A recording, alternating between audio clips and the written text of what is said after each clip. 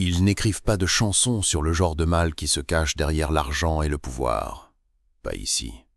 Pas sous ce soleil brûlant du Texas qui cuisait la terre jusqu'à ce qu'elle se craquelle comme une vieille peau. Ici, le mal était silencieux, calme comme un cercueil, et quand quelque chose de mal arrivait, ça ne criait pas.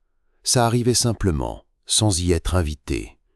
Porté par le vent poussiéreux, et ça attendait que quelqu'un d'assez fou pour ouvrir la porte. La forge de Caleb Blackwood était la bouche de l'enfer au cœur de la ville frontalière de Rédemption.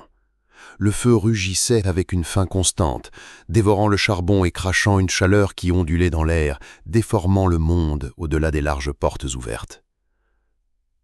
Cal était une montagne d'hommes, un géant de près de 2 mètres avec des bras aussi épais que des branches de chêne, sculpté par une décennie à marteler le fer et l'acier pour leur donner une forme et un purpose. La suelle et la sueur dessinaient des cartes sombres sur sa peau, se logeant dans les lignes de son visage et les crevasses de ses mains. Le travail était honnête, le fer ne mentait pas. Il cédait sous la chaleur et la force, ou il se brisait. Il n'y avait pas de subterfuge, pas de tromperie. C'était un réconfort pour un homme qui avait vu assez de mensonges pour remplir le Rio Grande. Cet après-midi-là, la routine familière du marteau et de l'enclume fut brisée par une silhouette qui se découpa dans l'embrasure de la porte, bloquant la lumière du soleil. C'était Silas Croft, un homme dont la richesse était aussi nouvelle que le vernis de ses bottes, et dont le sourire n'atteignait jamais ses yeux froids de serpent. Il n'était pas seul.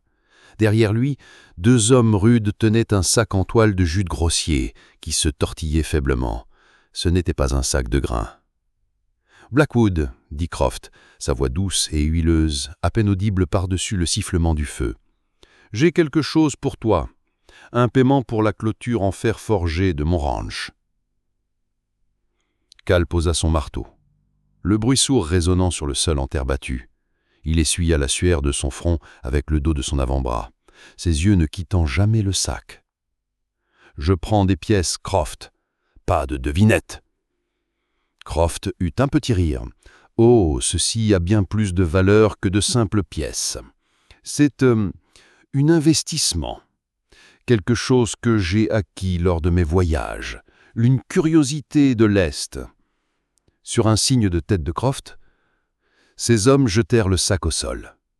Un gémissement étouffé en sortit. « Ouvre-le » ordonna Cal, sa voix un grondement grave qui vibrait dans la chaleur. Les hommes défirent la corde, et le sac tomba, révélant non pas un animal, mais une personne, une jeune femme chinoise, peut-être âgée de 20 ans, recroquevillée sur le sol.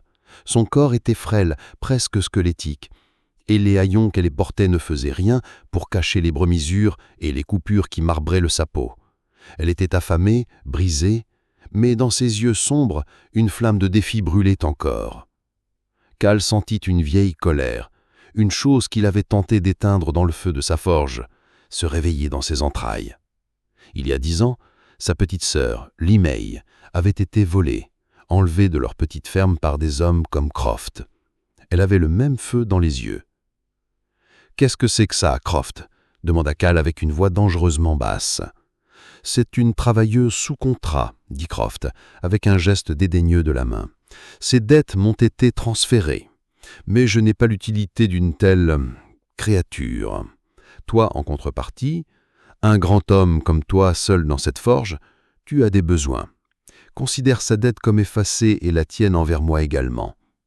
Elle est à toi. » La jeune femme leva les yeux, d'abord vers Croft, puis vers Cal.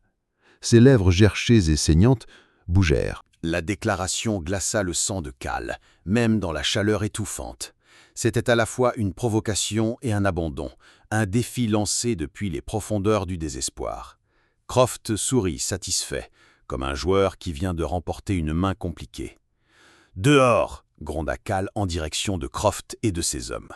Il ne leur jeta même pas un regard, ses yeux fixés sur la jeune femme au sol. « Mais l'affaire, » commença Croft. « J'ai dit dehors !» rugit Cal, et cette fois le son fit vibrer les outils suspendus au mur. Croft et ses hommes ne se firent pas prier. Ils partirent, laissant le silence retomber dans la forge. Un silence maintenant rempli par le poids de la présence de la jeune femme. Cal resta immobile pendant un long moment, la guerre faisant rage en lui. Une partie de lui, la partie qu'il déteste, voyait le marché. Une solution simple à une décennie de solitude. Mais une autre partie, la partie qui se souvenait du visage de sa sœur, ne voyait qu'une profanation.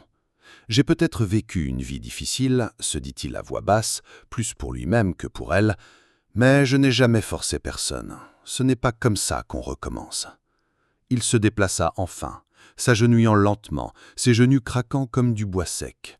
La proximité de sa taille massive la fit se recroqueviller. Il s'arrêta, tendant une main, paume ouverte, pour lui montrer qu'il n'avait pas d'arme. « Je ne vais pas te faire de mal, » dit-il doucement. Elle le regarda, son expression un mélange de méfiance et de curiosité. Elle portait un simple morceau de tissu grossier autour du cou, peut-être pour se protéger du soleil, ou peut-être pour cacher quelque chose. C'était la seule chose sur elle qui semblait presque propre. C'était en désaccord avec le reste de ses haillons. « Laisse-moi voir ton visage, » dit-il doucement. Il tendit la main, non pas pour la saisir, mais pour retirer le tissu qui masquait en partie son cou et le bas de son visage. C'est alors qu'elle l'a vu, une cicatrice. Une petite marque en forme de croissant juste en dessous de sa clavicule, une cicatrice qu'il connaissait aussi bien que les siennes. Une cicatrice causée par un fer à marquer le bétail qu'il avait accidentellement laissé tomber quand ils étaient enfants, alors qu'ils jouaient dans la grange de leur père. Le monde de Caleb Blackwood cessa de tourner. L'air se figea dans ses poumons. Le rugissement de la forge s'estompa pour devenir un murmure lointain. Limay. Le nom était un fantôme sur ses lèvres, un mot qu'il n'avait pas prononcé à voix haute depuis 10 ans. Les yeux de la jeune femme s'écarquillèrent. Une lueur de reconnaissance enfouie dans des années de douleur et de peur vacilla dans leur profondeur. Le défi dans sa posture s'effrita, remplacé par une vague de choc et d'incrédulité. Le forgeron, le géant que tout le monde à Redemption craignait, sentit ses épaules s'effacer, non pas sous le poids de son marteau, mais sous le poids d'un miracle impossible et d'une décennie de chagrin. Il avait trouvé sa sœur, ou plutôt, ce qu'il en restait. Le marché qu'il venait de conclure avec Croft n'était plus une question de clôture en fer ou de solitude. C'était devenu une question de sang. Et à Redemption, les dettes de sang étaient toujours payées, entièrement. Le silence dans la forge n'était plus vide. Il était rempli de 10 ans de non-dits, d'une mer de chagrin et de questions. Cal aida Limay à se relever. Elle était légère comme une plume dans ses bras, une chose fragile, faite d'os et de souvenirs. Il la conduisit à l'arrière de la forge, dans les petites pièces où il vivait, un espace aussi spartiate et fonctionnel que l'homme lui-même. Il y avait un lit, une table, 2 chaises et la constante odeur de charbon et de métal chaud. Pour Limay, après ce qu'elle avait enduré, cela devait ressembler à un palais. Il lui apporta de l'eau dans une louche en étain et elle but avec l'avidité d'une personne qui avait connu la vraie soif. Il lui offrit ensuite un morceau de pain et du bœuf séché, qu'elle mangea lentement, presque cérémonieusement. Ses yeux ne le quittaient jamais, scrutant son visage comme si elle essayait de réconcilier l'homme qu'il était devenu avec le grand frère qu'elle avait perdu. « Cal !» murmura-t-elle, testant le nom. Je pensais que Dieu était mort. Ils m'ont dit que toute la famille avait péri dans l'incendie. » La douleur dans sa voix était une blâme fraîche dans le cœur de Cal. L'incendie. L'incendie qui avait tout pris. Leur ferme, leurs parents, et croyait-il, sa sœur. Il avait survécu, brûlé et brisé, avec rien d'autre que la rage pour le maintenir en vie. « Il mentit, dit-il simplement.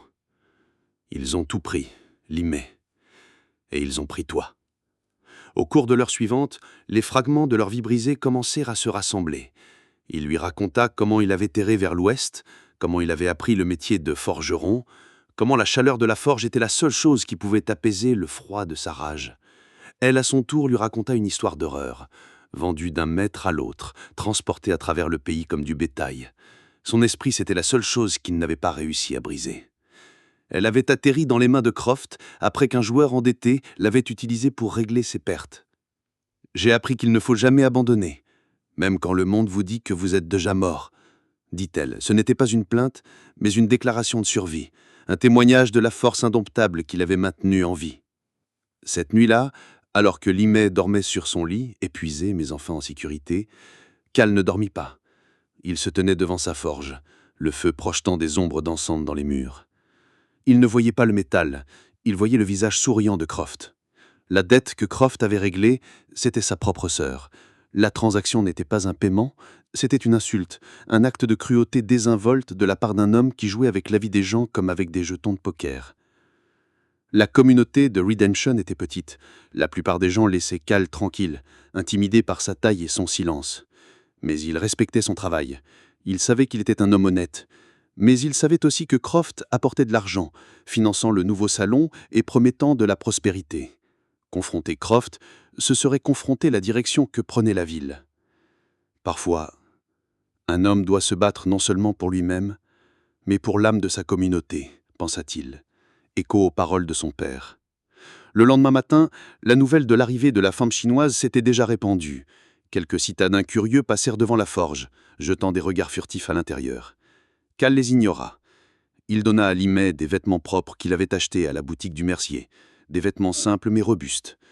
La voir sans ses rags, c'était comme voir un fantôme prendre chair. Le point de bascule arriva à midi. Croft se présenta, flanqué de ces deux mêmes hommes de main. Il ne franchit pas le seuil de la forge, restant juste à la limite de la lumière du soleil et de l'ombre. « Blackwood, dit-il, avec une fausse cordialité. J'espère que votre acquisition est à votre goût. Je suis venu discuter des termes de notre arrangement. Maintenant que vos dettes sont réglées, nous pouvons parler d'un nouveau contrat. » Cal s'avança, sortant de la pénombre de la forge pour se dresser devant Croft. Le contraste était saisissant. Cal, une figure de puissance brute et de travail honnête. Croft, un serpent en habit gentleman. « Il n'y a pas d'arrangement, Croft. Vous m'avez vendu ma sœur. » La déclaration tomba dans la chaleur comme une enclume. Le sourire de Croft vacilla une seconde avant de se rétablir, plus serré cette fois. « Votre sœur ? C'est absurde. C'est une chose que j'ai gagnée. Sa provenance ne me concernait pas. Et maintenant, elle est à vous. Fin de l'histoire. » « C'est là que vous vous trompez, » dit Cal, sa voix basse et menaçante. « L'histoire ne fait que commencer. Vous n'avez pas réglé une dette. Vous en avez créé une nouvelle. Une dette de sang. Et je suis venu la collecter. » Le bluff de Croft s'effondra. La peur, réelle, primitive, scintilla dans ses yeux. Il n'avait pas affaire à un simple forgeron. Il avait affaire à une décennie de vengeance qui venait de trouver sa cible. Il recula d'un pas, ses hommes de main se tendant. « Restez loin de moi, Blackwood. J'ai des amis influents dans cette ville. » « Vos amis sont achetés et payés. Ils se soucient de l'argent, pas de la justice, » répondit Cal. « Mais les gens de cette ville, les vrais gens, ils comprennent la différence.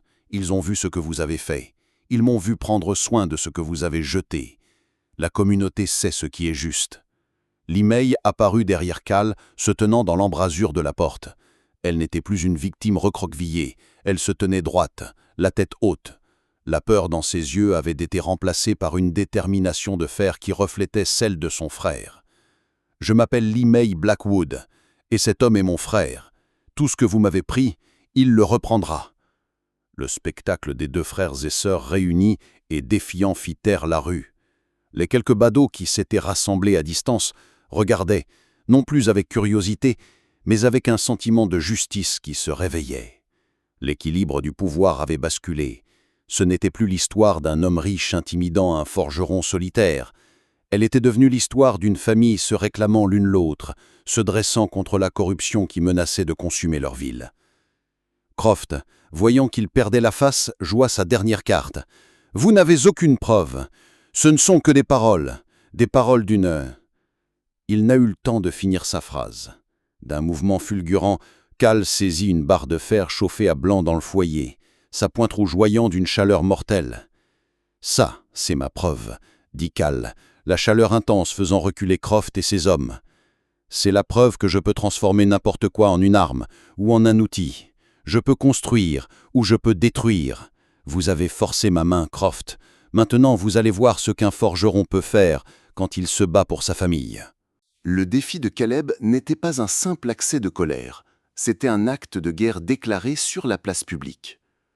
La barre de fer rougeoyante qu'il tenait n'était pas seulement une arme, c'était un symbole. Le pouvoir brut et honnête du travailleur se dressant contre la puissance insidieuse de l'argent corrompu. Croft, réalisant que le vent avait tourné, battit en retraite. ses menaces se perdant dans la poussière de la rue. Mais Cal savait que ce n'était pas la fin. Des hommes comme Croft ne reculaient pas.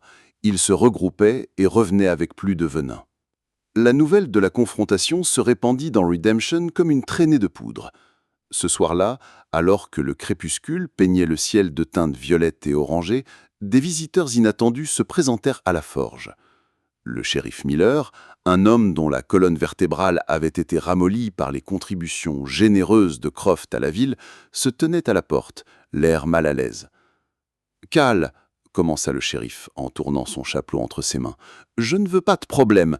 Croft est un citoyen important. »« Il a vendu un être humain, shérif, » l'interrompit Cal, sa voix tranchante comme l'acier. « Il m'a vendu ma sœur. Quel genre de citoyenneté est-ce là ? C'est le genre de problème que vous êtes censé vouloir. » Le shérif n'eut rien à répondre. Il n'était pas seul. Derrière lui, quelques-uns des anciens de la ville s'étaient rassemblés. Monsieur Henderson, le mercier, et Madame Gable, la veuve qui tenait la pension de famille. Ils avaient peut-être fermé les yeux sur les manières de Croft, mais voir Lee se tenir là, retrouvé, avait réveillé quelque chose en eux. « Ce qu'il a fait est une honte pour cette ville, Cal, » dit Madame Gable, sa voix tremblante mais ferme. « Nous avons peut-être été silencieux, mais nous n'avons pas été aveugles. Parfois, il faut juste que quelqu'un allume la première bougie pour que tout le monde se souvienne de ce qu'est la lumière. » La véritable confrontation eut lieu à l'aube. Cal ne s'était pas fait d'illusions. Il n'attendait pas que Croft vienne en personne. Croft envoya les 4 hommes de main les plus durs que l'argent pouvait acheter. Ils arrivèrent alors que les premiers rayons du soleil transperçaient l'obscurité, des silhouettes sombres, se déplaçant avec une assurance de prédateurs. Mais Cal était prêt. La forge n'était pas seulement son lieu de travail, c'était sa forteresse. Les chaînes lourdes, les barres de fer, les marteaux de forgeron, tout était devenu une arme potentielle. Lee était à l'abri dans les pièces du fond, mais il n'était pas inactive. Cal lui avait montré comment barricader la porte et lui avait donné un vieux pistolet, plus pour le réconfort que pour l'efficacité. Le combat fut brutal, une danse sauvage d'acier et de muscles dans la lumière vacillante de la forge rallumée. Ce n'était pas une fusillade de western classique, c'était un combat rapproché, viscéral. Cal se battait avec la fureur d'un homme qui avait tout perdu une fois et qui refusait de le perdre à nouveau. Il utilisa un marteau pour briser le bras d'un homme, une chaîne pour en faire trébucher un autre. Le bruit du combat était une cacophonie de cris, de grognements et du choc de métal contre la chair et l'os. Il prit des coups, une entaille à la bras, une libre fendue, mais il rendit chaque coup avec les intérêts de 10 ans de rage. Finalement, 2 hommes gisaient inconscients sur le sol, et les 2 autres s'enfuirent dans les rues naissantes de l'aube. Cal se tenait au milieu du chaos, le torse soulevé par l'effort, un titan de suie et de justice.